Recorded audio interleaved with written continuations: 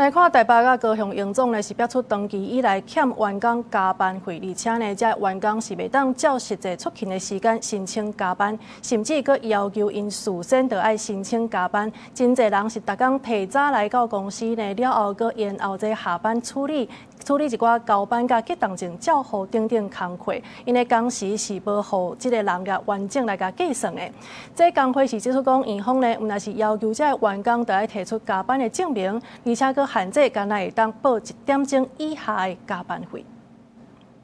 还我全额加班费！拒绝打折假补发。台北和高雄营总工会大声抗议，要求院方照实追溯全家的加班费。工会表示，过去营总长期积欠加班费，基层医术人员敢若会当由主管代替补加班。后来才改一户基层通用纸本申请，营总今年在办理追溯补发5年加班费。不过工会指出，院方毋但要求员工提出加班证明，佫限制敢若会当报1点钟以下的加班费，而且过去若有加班事实说毋捌报过，就袂当申请补发，这是明显违法的。侪人因为即寡无理佫严格的条件，袂当补请加班费。会要求我们提出其他的佐证，因为我们的劳动事件法第38条就说可以以刷卡事件证明，但是却有主管会有担忧不实申报的问题，担心会有连坐责任，所以在申报过程中，许多同仁就干脆不要申请，因为既然你们都说我要佐证，我5年来拿来的佐证。工会这边最大的诉求，其实基本上就是希望退辅会所公告的这一份有问题、有争议的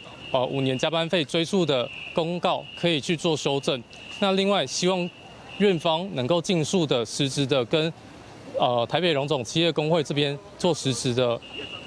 那个协商。过去台大病院工会嘛捌因为加班费甲病院劳资协商成功，北营工会呼吁院方会当参考台大病院的做法，建立过去5年的电子签章系统，互员工查询，甲以病历含护理记录当中的时间来做工作事实的证明。台大病院工会嘛出来声援，呼吁院方应当对等协商，尊重基层的意见。查阅的系统，那就可以相对的去辅助说，当时还原当时的工作状况。那现在荣总这边医院的做法是，我既不给你这些相关的资料，又要你员工来举证，好，然后最后搞的是什么？就是公文卡在那里，公文被推荐，公文被驳回，根本解决不了任何问题。台北营总是回应讲，一切是依法行政，不过审核加班费需要作业时间。工会是要求营总应当爱重新协商，修改对溯加班费无合理的制度限制，互员工会当申请到专家加班费，嘛呼吁卫福部甲劳动部介入，清查病院的加班乌数。落实劳动检查，也各有工时的管理制度。记者卢尚珠、林秀凯台北报道。